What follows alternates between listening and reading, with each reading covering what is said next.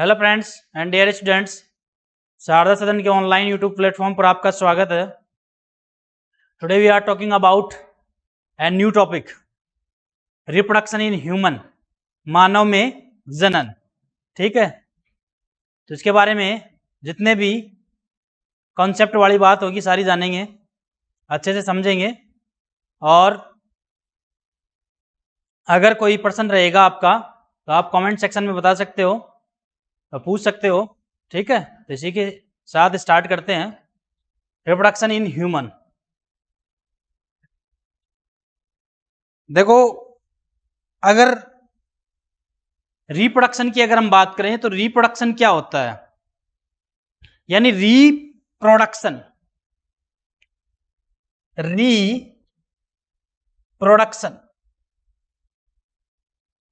Reproduction का मतलब, जैसे री यानी आप क्या मतलब निकालते हो री का, फिर से। प्रोडक्शन यानी उत्पन्न करना, यानी फिर से कोई चीज उत्पन्न हो रही है, फिर से कोई चीज उत्पन्न हो रही है, तो उसको आप रिप्रोड्यूस कर रहे हो। लेकिन ये जो चीज है वो निर्जीव चीजों से बिलोंग नहीं करेगी, नॉन लिविंग से बिलोंग नहीं करेगी, ये लिविंग से ही बिलोंग करेगी। यानी रिप्रोडक्शन एक ऐसी बायोलॉजिकल प्रोसेस है, हमने पहले कहा कि एक बायोलॉजिकल प्रोसेस है भाई। ये क्या है? बायोलॉजिकल प्रोसेस है। बायोलॉजिकल प्रोसेस का मतलब होता है कि जीवों के द्वारा होने वाली प्रक्रिया जीव ही करेंगे, चाहे छोटा जीव हो चाहे बड़ा जीव हो। एक जीव रिप्रोडक्शन करके अपनी जैसी संतति उत्पन्न कर सकता है। छोटे जीव जो होते हैं वो अलैंगिक जनन करते हैं, और बड़े जीव जो होते हैं उनमें सामान्यतया कौन सा जनन पाया जाता है? लैंगिक जनन पाया जाता है। ठीक है, तो जनन एक प्रकार का जैविक प्रक्रम है जिसमें एक जीव अपने समान नई संतति को उत्पन्न करता है। अपने समान ही होनी चाहिए। अपने समान का मतलब ये हुआ कि जैसे अगर हम बात करें, जैसे आम के पेड़ से आम ही बनता है, आम के पेड़ पर आप सेब नहीं बना सकते। तो रिप्रोडक्शन का मतलब ही ये है कि एक बायोलॉजिकल प्रोसेस जिसमें एक जीव अपने समान नई संतति को जनरेट कर रहा है, उत्पन्न कर रहा है, उसको आप रिप्रोडक्शन कहोगे। और रिप्रोडक्शन जो होता है वो जीवों में दो प्रकार का होता है, एक तो सेक्सुअल और एक एसेक्सुअल। एक तो लैंगिक जनन और एक अलैंगिक जनन। अगर आप ह्यूमन बींग्स की बात कर रहे हो, एनिमल्स की बात कर रहे हो, तो आप किसको काउंट करोगे? लैंगिक जनन को ही काउंट करोगे। आप लैंगिक जनन के बारे में ही डिस्कस करोगे। ठीक है, बाकी प्लांट्स के अंदर एक रिप्रोडक्शन का टाइप्स और होता है जिसको आप कहते हैं वेजिटेटिव रिप्रोडक्शन, यानी कायिक जनन। नेक्स्ट स्लाइड में अगर हम देखें तो देखो यहां पर कुछ इवेंट है जो लैंगिक जनन की घटनाओं को बताते हैं। ओवरऑल लैंगिक जनन में कौन सी घटनाएं होती हैं? ओवरऑल लैंगिक जनन में ये जो लिखी हुई है वो सारी घटनाएं होती हैं। अगर इन घटनाओं की अगर हम बात करें तो स्टार्ट से अगर हम बात करें तो युग्मक जनन की पहले बात आती है। किसकी बात आती है? युग्मक जनन, यानी एक ऐसी प्रक्रिया जिसमें युग्मकों का निर्माण होता है। युग्मकों के निर्माण की प्रक्रिया युग्मक जनन कहलाती है। इंग्लिश में आप इसको गैमेटोजेनेसिस कहते हो और युग्मकों को आप गैमिट्स कहते हो। तो युग्मकों के निर्माण की प्रक्रिया युग्मक जनन कहलाती है। क्लियर बात समझ में आई? युग्मकों के निर्माण की प्रक्रिया युग्मक जनन कहलाती है। अब ये युग्मक कहाँ बनेंगे? बॉडी में ही बनेंगे। नर के पास नर युग्मक बनेंगे और मादा के पास मादा युग्मक बनेंगे। अब आपको एक बात पता होनी चाहिए कि नर युग्मक कौन सा होता है। नर युग्मक शुक्राणु होता है और मादा युग्मक अंडाणु होता है। क्लियर बात? नर युग्मक शुक्राणु और मादा युग्मक अंडाणु। ठीक है, अब ये युग्मक है भाई, ये युग्मक है, गैमिट्स है। युग्मक अगुणित संरचना होती है, यानी इनमें गुणसूत्रों की संख्या जो है वो हाफ है, आधी है। अगर हमारी कायिक कोशिकाओं में गुणसूत्रों की संख्या हम देखें तो 46 होती है, और यहां पर इनमें हम कितनी काउंट करेंगे? 23। जब ये वापस से फ्यूज हो जाते हैं तो 46 स्ट्रक्चर की एक 46 गुणसूत्रों के साथ एक नई स्ट्रक्चर बनाते हैं जिसको आप कहते हो जाइगोट। ठीक है, तो युग्मकों के निर्माण की प्रक्रिया युग्मक जनन कहलाती है। अब बात आती है शुक्राणु कैसे बनता है। तो शुक्राणु बनने की प्रक्रिया को शुक्र जनन कहा जाता है, और अंडाणु बनने की प्रक्रिया को अंड जनन कहा जाता है। शुक्र जनन की प्रक्रिया वर्षण में होती है, अभी ध्यान रहे कहां होती है, और अंड जनन की प्रक्रिया अंडाशय में होती है। अंड जनन की प्रक्रिया अंडाशय में होती है, शुक्र जनन की प्रक्रिया वर्षण में होती है। युग्मक बन गए। अब युग्मक बनने की जो प्रोसेस है उसको हम इसी चैप्टर में डिटेल से भी पढ़ेंगे कि युग्मक किस प्रकार से बनते हैं। तो गैमेटोजेनेसिस में स्पर्मेटोजेनेसिस कैसे होता है और ooजेनेसिस कैसे होता है। इसको इंग्लिश में स्पर्मेटोजेनेसिस कहते हैं और इसको इंग्लिश में ooजेनेसिस कहते हैं। तो ये प्रक्रियाएं कैसी होती हैं इसी चैप्टर में हम इसको डिटेल से भी पढ़ेंगे, ठीक है। ये जब बन जाती है तो देखो, अगर किसी मेल यदि किसी मेल या फीमेल में इंडिविजुअली बनते हैं, ये इंडिविजुअली मतलब व्यक्तिगत रूप से बन रहे हैं इंडिविजुअली। मेल में क्या बनेंगे भाई, मेल में शुक्राणु बनेंगे, यानी शुक्र जनन की प्रक्रिया होगी, और फीमेल में अंड जनन की। इसके लिए मेल और फीमेल की अगर हम बात करें तो उनका कॉपुलेशन होने की कोई आवश्यकता नहीं। कभी कभी ये बच्चों को ये चीज समझ में नहीं आती कि भाई अंड जनन और शुक्र जनन के लिए जो मेल और फीमेल है उनके बीच में जो मैथुन प्रक्रम होना जरूरी है या नहीं है। नहीं नहीं, ऐसी कोई बात नहीं, ये इंडिविजुअली बनता है, ये इंडिविजुअली बनता है, व्यक्तिगत रूप से बन रहा है ये, ठीक है। हाँ, वीर्य सेचन क्या है, ये शुक्राणु यदि नर में बन गए और अंडाणु मादा में बन गए तो इनके मिलने की जो प्रक्रिया है उसको हम कॉपुलेशन में काउंट करेंगे कि भाई यहां पर हम मैथुन प्रक्रम को काउंट कर रहे हैं। अगली स्टेज है वीर्य सेचन। देखो वीर्य सेचन क्या होता है, वीर्य एक प्रकार का पोषक पदार्थ होता है जिसके अंदर शुक्राणु जीवित रहते हैं। शुक्राणु एक कोशिका है और शुक्राणु को जीवित रहने के लिए पोषक माध्यम जरूरी है, तो उस पोषक माध्यम का नाम वीर्य होता है। अच्छा, वीर्य जो होता है वो पुरुष द्वारा स्खलित किया जाता है, ठीक है। यानी पुरुष साथी द्वारा जब मादा के जनन पथ में वीर्य का स्खलन किया जाता है तो उस चीज को हम कहते हैं वीर्य सेचन। क्या कहते हैं, वीर्य सेचन। और वीर्य में होते हैं शुक्राणु, तो एक बार में असंख्य शुक्राणु निकलते हैं। इतने शुक्राणु जब माइग्रेट करते हुए अंडाणु तक पहुंचते हैं तो उनमें एक शुक्राणु ही होता है जो अंदर तक जाके फर्टिलाइज कर पाता है, ठीक है। जब वीर्य सेचन हो गया तो इसमें शुक्राणु आ गए, ठीक है। जैसे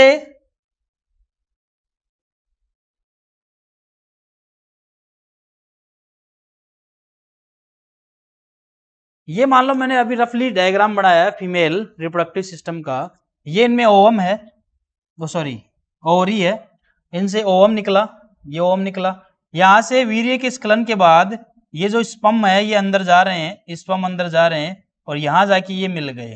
तो मिलने की जो प्रक्रिया है उसको आप क्या कहोगे, निषेचन। निषेचन जीवों में दो प्रकार का होता है, ये आप जानते हो, इंटरनल फर्टिलाइजेशन और एक्सटर्नल फर्टिलाइजेशन, आंतरिक निषेचन और बाह्य निषेचन। ऐसा निषेचन जो मादा के गर्भ में होता है उसको आंतरिक निषेचन, और ऐसा निषेचन जो मादा के गर्भ के बाहर जल में संपन्न होता है उसको आप क्या कहते हो, बाह्य निषेचन।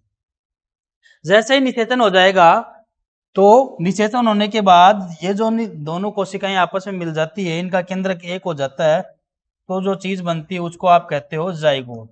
क्या कहते हो, जाइगोट। यानी उसको आप क्या कहोगे, युग्मनज। युग्मनज को इंग्लिश में आप जाइगोट कहते हो, ठीक।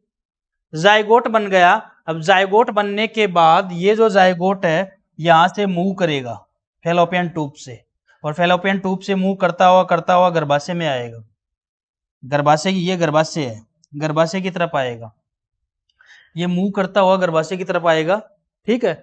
लेकिन जब तक ये आ रहा है तब तक इसमें विदलन स्टार्ट हो जाएगा। विदलन एक ऐसी प्रक्रिया है जिसमें जो युग्मनज है, एक कोशिकीय होता है युग्मनज, एक ही कोशिका है युग्मनज की, दो कोशिका नहीं है, एक ही कोशिका है।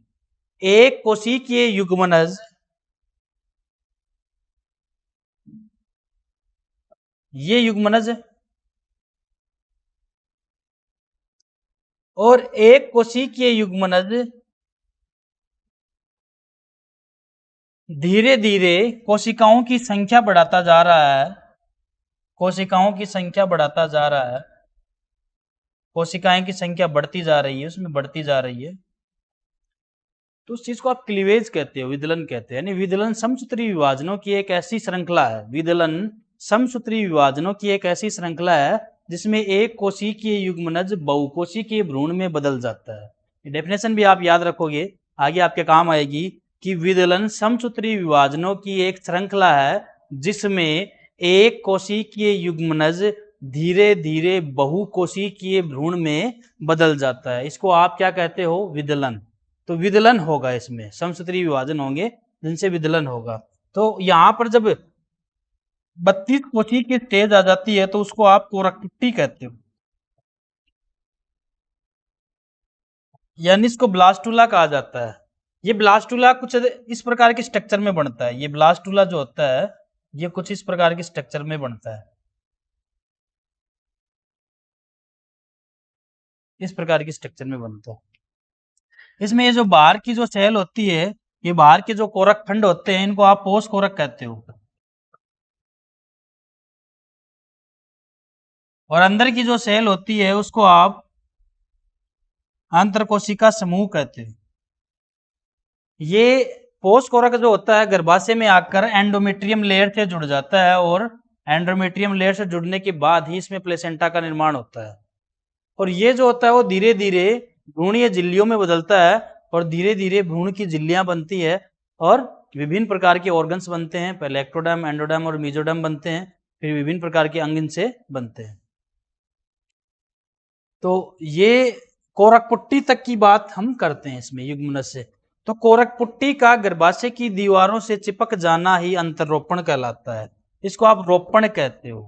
रोपण का एक सीधा सा मतलब ये अंतरोपण हो गया, इट मीन्स जो फीमेल है वो प्रेग्नेंट हो गई। अंतरोपण हो गया तो जो फीमेल है वो प्रेग्नेंट हो गई, अब उसके जो मेंस्ट्रुअल साइकिल है वो स्टॉप हो जाएगी। अब प्रेग्नेंट होने के बाद आप जानते हो प्रेगनेंसी का जो टाइम होता है वो कितना होता है? 9 महीने का प्रेगनेंसी का टाइम होता है, जिसमें जो कोरकपुट्टी है वो धीरे धीरे धीरे धीरे भ्रूण में चेंज हो जाएगी। ठीक है, फिर 9 महीने पूरे होने के बाद हार्मोनल प्रक्रिया के जरिए प्रसव की प्रक्रिया होती है। हार्मोनल फीडबैक जब चलता है तो प्रसव की प्रक्रिया होती है, और बच्चा जो होता है जो वो गर्भ से बाहर आ जाता है। इसकी प्रक्रिया को हम प्रसव कहते हैं। तो ये जो है उसके इवेंट है, इन इवेंट को ही आप यहाँ पे डिटेल से पढ़ोगे। एक्चुअल में ये पूरे चैप्टर की समरी है। समझ में आ गई बात? पूरे चैप्टर की समरी है, प्री रीडिंग है ये, जैसे मैं कल आपको बता रहा था, ये एक प्रकार से प्री रीडिंग है। तो भाई हम इस चैप्टर में पढ़ेंगे क्या? हम इन बातों के बारे में डिस्कस करेंगे, इस चैप्टर में इन चीजों के बारे में ही डिस्कस करेंगे। नेक्स्ट अगर हम बात करें तो हम रिप्रोडक्टिव सिस्टम को पढ़ेंगे। तो जो रिप्रोडक्टिव सिस्टम होता है उसको हम दो भागों में बांटते हैं, एक तो होता है नर जनन तंत्र और एक होता है मादा जनन तंत्र। जो नर जनन तंत्र होता है उसको भी हम दो भागों में डिवाइड कर रखा है, और जो मादा जनन तंत्र होता है उसको भी दो भागों में डिवाइड कर रखा है। ठीक है, देखो नर जनन तंत्र की बात करें, यानी मेल रिप्रोडक्टिव सिस्टम की अगर हम बात करें तो उसको हम दो भागों में बांटते हैं, एक तो प्राइमरी सेक्स ऑर्गन्स और एक सेकेंडरी सेक्स ऑर्गन्स। एक तो प्राथमिक जननांग और एक द्वितीयक जननांग। प्राथमिक जननांग कौन से होते हैं? देखो, प्राथमिक जननांग वे जननांग होते हैं जो सिर्फ युग्मकों का निर्माण करें। ये बात आपको एकदम से बिल्कुल अच्छी तरीके से याद रहनी चाहिए कि जो युग्मकों का निर्माण करते हैं उनको प्राथमिक जनन अंग कहते हैं। क्या कहते हैं? प्राथमिक जनन अंग, जो युग्मकों का निर्माण करते हैं। ठीक है, तो नर के केस में युग्मक कौन से होते हैं? शुक्राणु। और मादा के केस में कौन से होते हैं? अंडाणु। तो जो शुक्राणु बना रहा है वो प्राथमिक जनन अंग है, और जो अंडाणु बना रहा है वो प्राथमिक जनन है, नहीं कि शुक्राणु और अंडाणु प्राथमिक जनन अंग है। ध्यान रहे इस चीज को, तो बच्चे कंफ्यूज होकर इस बात को गलत भी करते हैं कि जैसे ही उनको प्राथमिक जनन अंग का नाम पूछा जाता है फट से वो नाम लिखते हैं शुक्राणु या अंडाणु। वो गलत है, क्योंकि शुक्राणु और अंडाणु तो युग्मक है, इनको जो बना रहा है ना वो प्राथमिक जनन अंग है। तो प्राथमिक जनन अंग ऐसे जनन अंग होते हैं जो युग्मकों का निर्माण करे। युग्मक मतलब शुक्राणु, युग्मक मतलब शुक्राणु, और इसका निर्माण कौन करता है? शुक्राणु का जो निर्माण है वो कौन करता है? देखो यहाँ लिखा है वर्षण के आगे मैंने डैश करके लिखा, यानी वर्षण निर्माण करने वाला है और ये युग्मक है। वर्षण निर्माण करने वाला है और ये युग्मक है। तो प्राथमिक जननांग नर के केस में कौन सा हुआ? वर्षण। ठीक है। और द्वितीयक जननांग, ये प्राथमिक जननांग को छोड़ दो, सीधी सी डेफिनेशन बताता हूं, प्राथमिक जननांग को छोड़ दो, बाकी जो सारे हैं वो द्वितीयक जननांग। प्राथमिक जननांग को छोड़ो, बाकी जो बच गए वो सारे क्या है? द्वितीयक जननांग। तो ये क्या करेंगे? ऑब्वियसली सर ये युग्मकों का निर्माण नहीं करते, क्योंकि युग्मकों का निर्माण तो एक ही है, एक ही ऑर्गन्स करेगा। तो अब ये क्या करेंगे? ये निषेचन में मदद करेंगे, युग्मकों को आगे पहुंचाने में सहारा प्रदान करेंगे, ये काम इनके होते हैं। तो इनको हम द्वितीयक जननांग कहेंगे। ऐसी डेफिनेशन इसकी रहेगी, प्राथमिक जननांग और द्वितीयक सेम डेफिनेशन रहेगी, आपको कोई चेंज नहीं करना है, चाहे इसकी लिखे चाहे उनकी लिखे। ये पूरा ओवरऑल चार्ट आपसे नहीं पूछा जाएगा, डेफिनेशन पूछ सकते हैं, प्राथमिक जननांग की परिभाषा बताइए, द्वितीयक जननांग की परिभाषा बताइए। बस आपको यहाँ याद रखना है, यहाँ पर प्राथमिक जननांग कौन सा हो जाएगा? अंडाशय। ठीक है। द्वितीयक जननांग की बात करें तो इसको हम दो भागों में बांटते हैं, एक तो वाहिनी तंत्र और एक सहायक ग्रंथियां। वैसे इसको वाहिनी तंत्र और सहायक ग्रंथियां। तो वाहिनी तंत्र की अगर हम बात करें तो वर्षण के बाद यहां से ये वर्षण दिखा रखा है, ये टेस्टीज है, ये टेस्टीज है, ये क्या है? टेस्टीज। टेस्टीज के आगे अगर हम देखें तो इसको छोड़ दो, इसको छोड़ दो। अब एपिडिडाइमिस अधिवर्षण, ठीक है, अधिवर्षण के बाद में वासा डिफरेंस शुक्रवाहिनी, ठीक है, ये शुक्रवाहिनी आगे जा रही है, यहां से शुक्रवाहिनी आगे जा रही है, आगे जा रही है, ठीक है, यहां आकर ये जो है आपस में मिलकर स्खलन वाहिनी बना रही है, ये स्खलन वाहिनी होती है जिसको इजाकुलेटरी डक्ट कहते हैं, ये स्खलन वाहिनी हो गई, इजाकुलेटरी डक्ट हो गई, ये इजाकुलेटरी डक्ट हो गई, ठीक है। इसके बाद में ये पूरा मूत्र मार्ग है, यहां से यहां तक सीसन है, तो ये सारे किस में आ गए? वाहिनी तंत्र में। एक नलिका वाला सिस्टम है, ये वाहिनी तंत्र में आ गए। अब जो ग्लैंड्स है वो कौन सी हैं भाई? ग्लैंड्स की अगर हम बात करें तो इसमें ग्लैंड्स कौन सी रह गई भाई? ग्लैंड्स की अगर हम बात करें तो एक तो इसमें ये ग्लैंड्स होती है सेमिनल वेसिकल, जिसको आप शुक्राशय कहते हो, एक तो ये ग्लैंड्स होती है, दूसरी ये प्रोस्टेट ग्लैंड होती है, यहाँ पे दे रखी है प्रोस्टेट ग्लैंड है, और तीसरी देखो यहाँ पे होती है काउपर ग्लैंड, ठीक है। काउपर ग्लैंड का इसमें नहीं शो नहीं कर रखा, काउपर ग्लैंड जो होती है वो यहाँ पर प्रेजेंट होती है, इसमें काउपर ग्लैंड होती है, ठीक है। इस प्रकार से आप वाहिनी तंत्र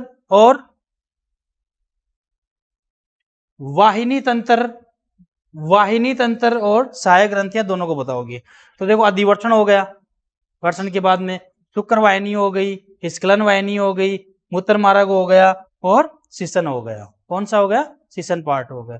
सहायक ग्रंथियां कौन? शुक्राशय है, प्रोस्टेट ग्रंथि और काउपर ग्रंथि है, ये आपकी सहायक ग्रंथियां हो गई। ऐसे अगर इसमें बात करें हम फीमेल रिप्रोडक्टिव पार्ट में अगर हम बात करें, चलो आज के लिए इतना ही डाल रखा है।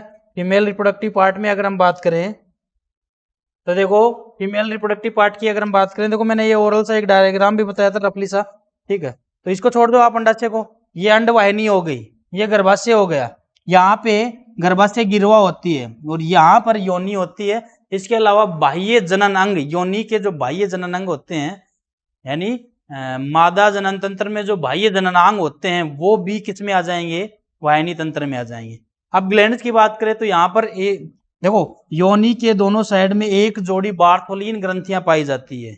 इसके अलावा जो स्त्री है उसके स्तनों में स्तन ग्रंथियां पाई जाती है। तो यहाँ पे दो ही प्रकार की ग्लैंड्स काउंट हो रही है, ठीक है।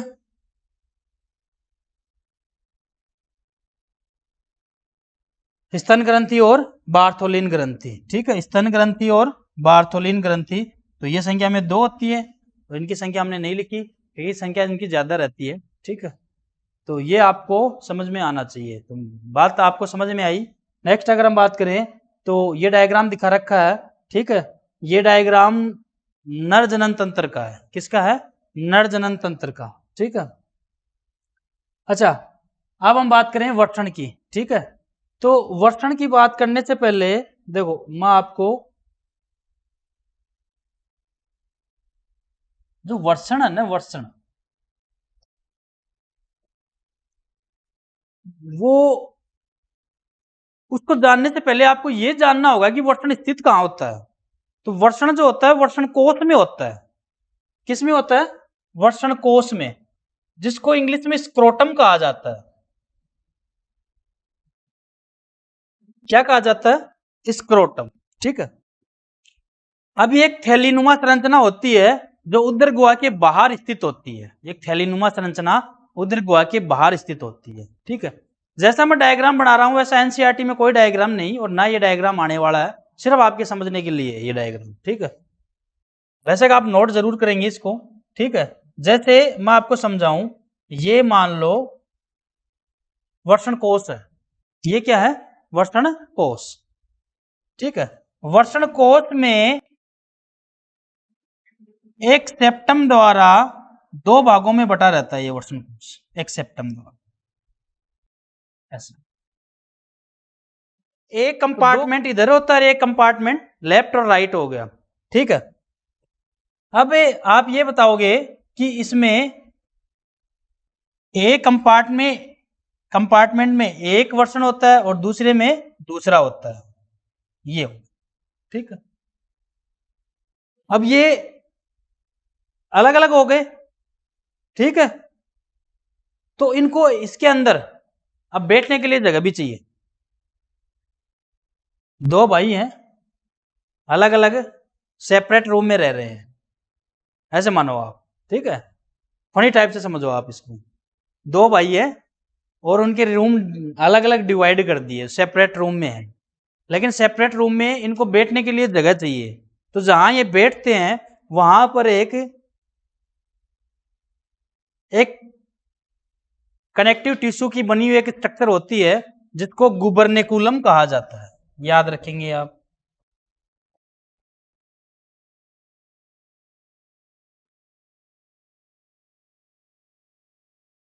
इसको गुबर्नेकुलम कहा जाता है। क्या कहा जाता है? तो दोनों में सेम है। ठीक है। अच्छा, इसके अलावा आप इसमें यह बताओगे, ये क्या, देखो दोनों को समझाने, चाहे दो इसको समझाओ चाहे इसको समझाओ, बात एक ही है, तो एक को ही समझा देते हैं। इसके ऊपर जो ऐसे कैप लाइक स्ट्रक्चर होती है, ऐसे, इस कैप लाइक स्ट्रक्चर को आप अधिवर्षण कहते हो। क्या कहते हो? अधिवर्षण कहते हो। क्या कहते हो? अधिवर्षण। अधिवर्षण से ये कलर दिख जाएगा आपको, ब्लू दिख रहा है क्या? ऐसे अधिवर्षण से बाहर निकलती है क्या? शुक्रवाहिनी। क्या निकलती है? शुक्रवाहिनी।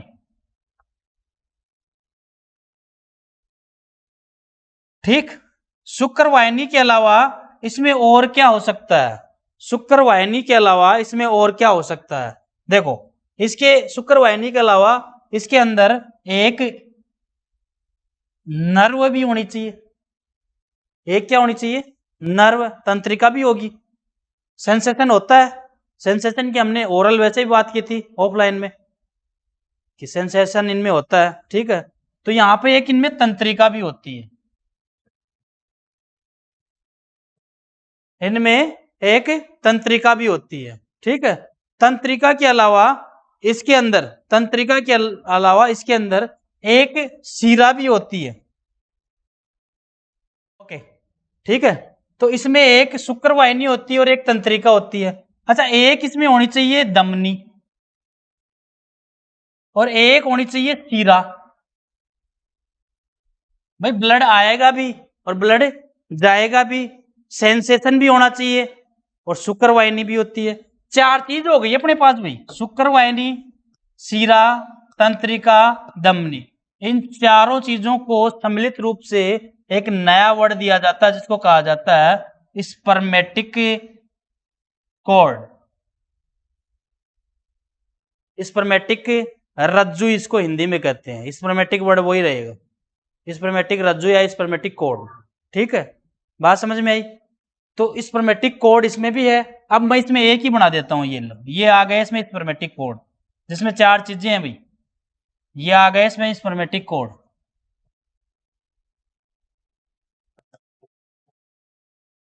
इसमें चार चीजें हैं, शुक्रवाहिनी, शिरा, तंत्रिका और धमनी। ये स्पर्मेटिक कोड होगा। ठीक, अच्छा अब हम एक और बात करेंगे। देखो ये जो कंपार्टमेंट, ये जो सेप्टम है, ये बाहर से, अंदर से नहीं, बाहर से एक ऐसी कटी हुई लाइन के रूप में दिखाई देता है। ठीक है, इसको रेफी कहा जाता है। ये ऐसे कटी हुई लाइन के रूप में दिखाई देता है, ऐसे ऐसे कटी हुई लाइन के रूप में बाहर से एक्सपोज होता है, दिखता है। ऐसे इंटरनल स्ट्रक्चर नहीं है कि भाई बॉडी के अंदर है, इसको देख नहीं पाते, आराम से एक्सपोज होता है, जिसको क्या कहा जाता है, रेफी कहा जाता है। क्या कहा जाता है, रेफी। अच्छा ये जो है, ये इसको वक्षनाल कहते हैं भाई। क्या कहते हैं, वक्षनाल, इग्वाइनल केनाल, क्या कहते हैं। अब आपको एक बात याद रखनी है, जो मैंने कल ओरल भी बोली थी, कि जब बच्चा 7वें महीने में रहता है मां के पेट में, तो उस टाइम तक तो, अच्छा इसके ऊपर क्या है, इसके ऊपर क्या है, इसके ऊपर क्या है, इसके ऊपर भाई उदर गुहा है, सारे पेट है ऊपर, इसके ऊपर पेट है, उदर गुहा, आते वगैरह और वो सारी चीजें ऊपर है। तो इसलिए 7 महीने तक तो ये दोनों वर्षण वर्षण कोष में नहीं रहते, वर्षण कोष खाली पड़े रहते हैं, बच्चे के उदर गुहा में रहते हैं, पेट में रहते हैं। कहाँ रहते हैं, पेट में रहते हैं। तो 7वें महीने के बाद इग्वाइनल केनाल यानी वक्षण नाल के जरिए ये वहां से उतर कर इसमें आ जाते हैं। किसमें आ जाते हैं, वर्षण कोष। और फिर ये वक्षण नाल जो होती है वो बंद हो जाती है। ठीक है, लेकिन कभी कभी क्या होता है कि जैसे मान लो एक प्रकार से इसको हमने क्लोज कर दिया, ढक्कन लग गया, ऐसे समझिए इसको। अगर ये हट गया तो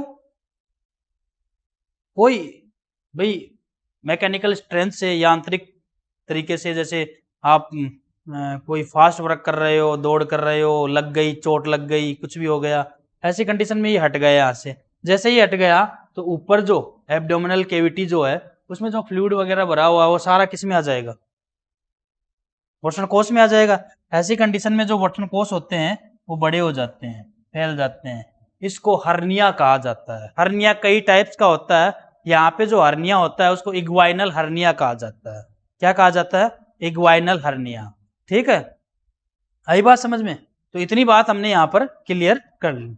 तो यहाँ पर अगर आप देखोगे तो ये जो बातें लिख रखी है, अब आपको समझने में कोई दिक्कत नहीं आएगी। पुरुषों में एक जोड़ी वर्षण मुख्य या प्राथमिक जननांग कहलाते हैं, बात सही है। वर्षण उदर गुहा के बाहर थैलीनुमा संरचना में स्थित होते हैं, जिसको आप क्या कहते हो, स्क्रोटम या वर्षण कोष। वर्षण कोष में प्रत्येक वर्षण गुबर्नेकुलम, ये बात मैंने बताई थी आपको, गुबर्नेकुलम नामक संरचना पर स्थित होते हैं। क्लियर, ठीक है। वर्षण कोष आंतरिक रूप से, अच्छा यहां पर एक बात और हम कर लेते हैं, ये जो वर्षण कोष है, ये जो वर्षण कोष है, ये 3 लेयर द्वारा घिरा रहता है। ऐसे 3 लेयर होती है इसमें, ऐसे 3 लेयर होती है। बाहर की जो लेयर होती है वो स्किन होती है, त्वचा होती है। बीच वाले को आप बोलते हो डार्टोस्पेसी। कौन सी, डार्टोस्पेसी। और नीचे वाली जो होती है उसको क्रीमेस्ट कहा जाता है। याद रखें, एक तो त्वचा, उसके नीचे डार्टोस्पेसी और उसके नीचे क्रीमेस्टर। डार्टोस्पेसी का जो ना बड़ा इंपॉर्टेंट रोल होता है। डार्टोस्पेसी क्या करती है, देखो शुक्र जनन की प्रक्रिया कहां होगी, वर्षण में होगी, और इसके लिए जो टेम्परेचर चाहिए वो 2 से 2.5 डिग्री कम होना चाहिए बॉडी के टेम्परेचर से, 34 से 35 डिग्री टेम्परेचर चाहिए। ठीक है, इसलिए वर्षण जो होते हैं वो उदर गुहा के बाहर होते हैं। अगर उदर गुहा में होते तो शुक्र जनन की प्रक्रिया होती ही नहीं। अब डार्टोस्पेसी क्या करती है, देखो डार्टोस्पेसी क्या कर रही है, सर्दियों के समय में क्या हुआ, सर्दियों के समय में बॉडी का टेम्परेचर 37 डिग्री है, कितना है, 37 डिग्री। सर्दियों के समय में बाहर का टेम्परेचर कितना हो जाता है, कम हो जाता है ना। और इतना टेम्परेचर अगर 35 डिग्री से कम जा रहा है तो भी इसकी दिक्कत है। तो ये क्या करेगा, शरीर की गर्मी इसको वापस से चाहिए। अब इन वर्षणों को शरीर की गर्मी चाहिए, तो ये जो डार्टोस्पेसी होती है सिकुड़ जाती है। ऐसी कंडीशन में जो स्क्रोटम होता है, जो वर्षण कोष होता है, वो एकदम सिकुड़ के उदर गुहा से ऐसे सट जाता है, ऊपर की तरफ चला जाता है, चिपक जाता है उससे, उदर गुहा से सट जाता है, ताकि उसको बॉडी की गर्मी मिलती रहे। एक गर्मियों के समय में देखो आप, गर्मियों के समय में क्या होता है कि बॉडी का खुद का अंदर का टेम्परेचर ज्यादा रहता है, बॉडी का खुद का टेम्परेचर अंदर ज्यादा रहता है, तो ऐसी कंडीशन में डायटोस्पेसी जो होती है इसको एकदम शिथिल कर देती है, ढीले कर देती है एकदम वर्षण कोष को। तो वो जो वर्षण कोष होते हैं जितनी दूरी पे होने चाहिए उससे भी ज्यादा दूरी पे आ जाते हैं बॉडी से, ताकि इसको बॉडी की गर्मी नहीं मिल पाए। अब दोनों कंडीशन में बढ़िया काम कर रहे हैं। सर्दी के समय वर्षण कोष को सिकोड़ देती है और गर्मी के समय वर्षण कोष को शिथिल कर देती है, ताकि बॉडी ये जो टेम्परेचर है वो उतना मेंटेन रहे और शुक्र जनन की प्रक्रिया हो जाए। ठीक है, तो यहां पे आप देखोगे डार्टोस्पेसी द्वारा आवरित रहता है। डार्टोस्पेसी वर्षण कोष के ताप का नियमन करती है। सर्दी के समय वर्षण कोष को सिकोड़ देती है तथा गर्मी के समय इन्हें शिथिल बनाए रखती है। क्लियर बात? ठीक है। वर्षण कोष वर्षणों के तापमान को शरीर के तापमान से 2 से 2.5 डिग्री सेंटीग्रेड कम रखने में सहायक होता है। प्रत्येक वर्षण उदर गुहा की पृष्ठदेह भित्ति से किसके द्वारा जुड़ा रहता है भाई? स्पर्मेटिक, ये पूरा लिख लेना है यहाँ पे, स्पर्मेटिक कोड के द्वारा। किसके द्वारा?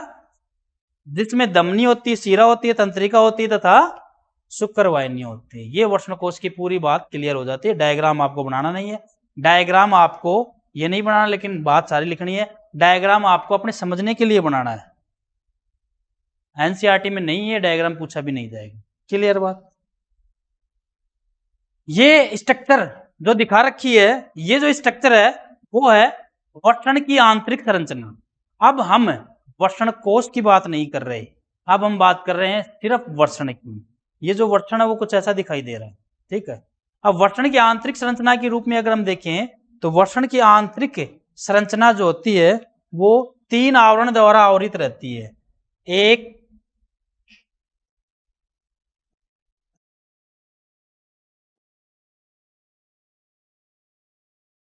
तो होता है ट्यूनिका,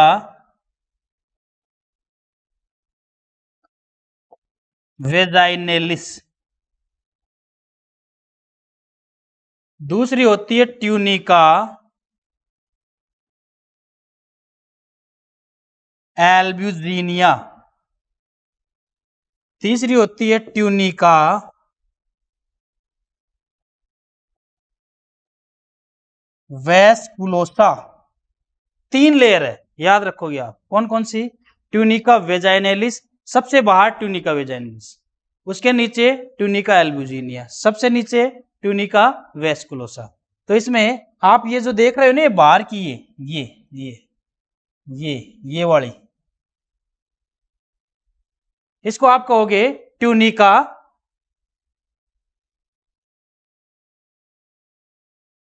वेजाइनेलिस कहोगे। इसको क्या कहोगे?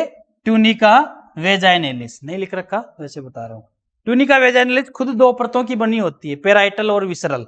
इसमें बाहर वाली पेराइटल होती है, अंदर वाली विसरल होती है। ट्यूनिका वेजाइनेलिस पूरे वर्षण को कवर करती है, केवल इसकी पश्च सतह को छोड़कर, क्योंकि पश्च सतह से स्पर्मेटिक कोड इसमें प्रवेश करता है। तो स्पर्मेटिक कोड को जगह तो चाहिए इसमें आने के लिए, तो पूरे वर्षण को कवर कर रखी है, लेकिन पीछे से इतनी सी जगह छोड़ रखी है उसने। क्यों? क्योंकि वहां से क्या आ रहा है इसके अंदर? धमनी, चिरा, तंत्रिका सारे आ रहे हैं। क्लियर? इतनी बात आपको समझ में आई? अब बात करते हैं ट्यूनिका एल्ब्यूजिनिया। मेन रोल इसी का है, सारा रोल इसी का ही है। ट्यूनिका एल्ब्यूजिनिया जो होती है वो ट्यूनिका वेजाइनेलिस के नीचे होती है। देखो ये दिखा रखी है ट्यूनिका एल्ब्यूजिनिया, ये वाले, ये ट्यूनिका एल्ब्यूजिनिया। ट्यूनिका एल्ब्यूजिनिया पूरे वर्षण को कवर करती है, पूरे वर्षण को कवर कर लेती है, कहीं से नहीं छोड़ती।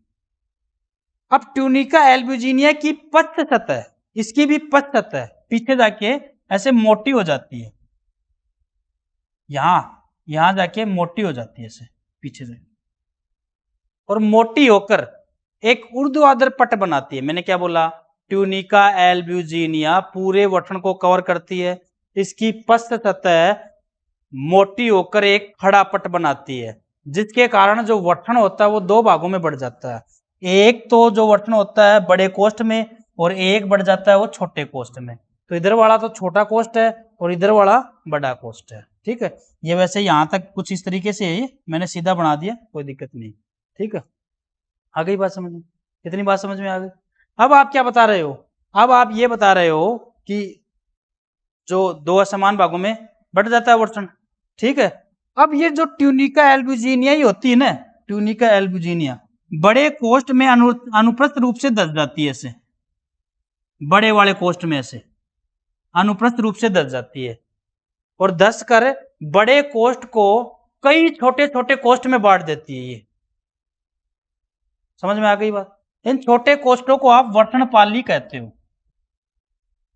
क्या कहते हो? वर्षणपालियां, वर्षणपालियां।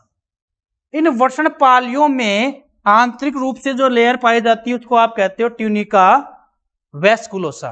क्या कहते हो?